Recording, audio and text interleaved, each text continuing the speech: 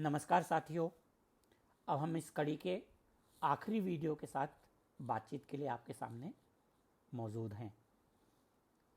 अभी तक हमने बात की कि क्या बच्चों में कोविड की बीमारी गंभीर रूप ले सकती है। तो इसका जवाब है कि हाँ, ले सकती है। सौभाग्य की बात यह है, अच्छी बात यह है कि ऐसा बहुत कम प्रतिशत लोगों में होता है। बहुत कम प्रतिशत बच्चों में, लगभग 1 से 2% बच्चों में ही ये बीमारी गंभीर रूप लेती है, जहाँ पे बच्चों को आईसीयू में भर्ती करने की आवश्यकता होती है। हम घर पे रह के कैसे पहचाने कि हमारा बच्चा एक साधारण बीमारी से गंभीर बीमारी की तरफ बढ़ रहा है।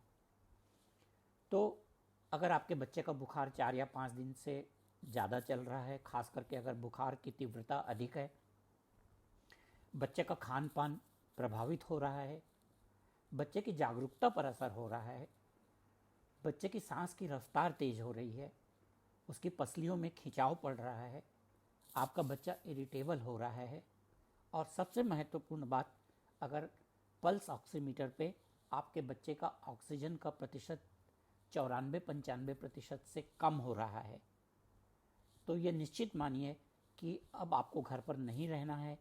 अस्पताल ही आपके लिए सुरक्षित स्थान है।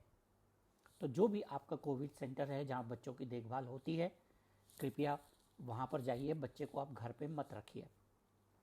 यहाँ पर मैं ये ज़रूर कहना चाहूँगा कि पल्स ऑक्सीमीटर जो है उसका सही तरीके से उपयोग करिए। लगाने के बाद कुछ देर रुकिए। जो नंबर आते हैं, डिस्प्ले होते हैं, उसके नीचे वेव्स दिखती हैं, वो वेव्स आपको बहुत अच्छे से दिखना चाहिए। अगर वो वेव्स नहीं दिख रही हैं तो जो नंबर उसमें डिस्प्ले हो रहे हैं वो प्रामाणिक नहीं हैं। थोड़ी देर का इंतज़ार करिए। जब वो नंबर स्थिर हो जाते हैं तभी उनको हम सही संख्या मानते हैं। इसलिए पल्स ऑक्सीमीटर के उपयोग के समय भी सावधानी रखिए।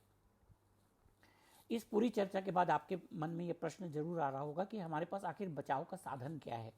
हमारे पास बचाव के 2 महत्वपूर्ण साधन हैं।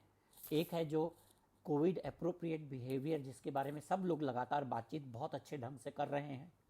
मास्क लगाना, हाथ धोना, दूरी बनाए रखना, अनावश्यक रूप से भीड़ भाड़ में नहीं जाना। ये जो बात है, ये हर स्थिति में, चाहे आपको संक्रमण हो चुका है या नहीं, आपको वैक्सीन लग चुका है या नहीं, हर स्थिति में इनका लगातार हमें अभी बहुत लंबे समय तक पालन करते रहना चाहिए। दूसरी बात है वैक्सीन। हालांकि बच्चों के संदर्भ में अभी ये उतनी उपयोगी बातचीत नहीं होगी वैक्सीन के बारे में बात करना। बड़ों के लिए बहुत ज़रूरी है कि जो लोग वैक्सीन लगाने की पात्रता रखते हैं उन्हें वैक्सीन अवश्य लगाना है। दुर्भाग्य से वैक्सीन के प्रति बहुत गलत जानकारी फैल रही है।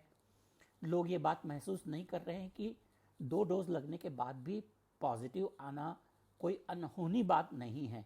यहाँ पर मैं ये बताना चाहूँगा कि 2 डोज लगने के बाद भी संक्रमण होने की जो संभावना है वो 0.04% है।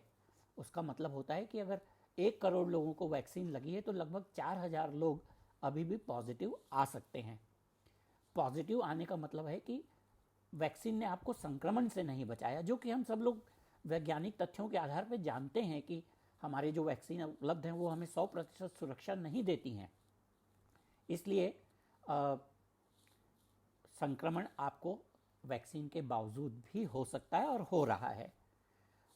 यहाँ पर यह समझना जरूरी है कि वैक्सीन लगने के बाद अस्पताल में भर्ती होने की आशंका या गंभीर रूप से बीमार होने की आशंका बहुत बहुत न्यूनतम हो गई है।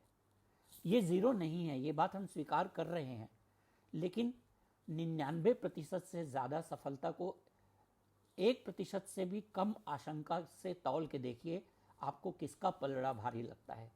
इसलिए बेकार की अफवाहों पे ध्यान मत दीजिए। वैक्सीन एक बहुत बहुत सुरक्षित माध्यम है। ये विज्ञान की एक बड़ी सौगात है हमारे लिए। आप नहीं जानते हैं कि वैज्ञानिकों ने किस तरह से 1 साल के अंदर वैक्सीन को विकसित किया है, और ये हमारे हाथ में एक बहुत बहुत बहुत अच्छा अस्त्र है। इसका उपयोग करिए। इसे मत नकारिए। इसके बारे में गलत बातचीत, गलत जानकारी मत फैलाइए। तो वैक्सीन ही आज की तारीख में हमारे बचाव का एकमात्र साधन है।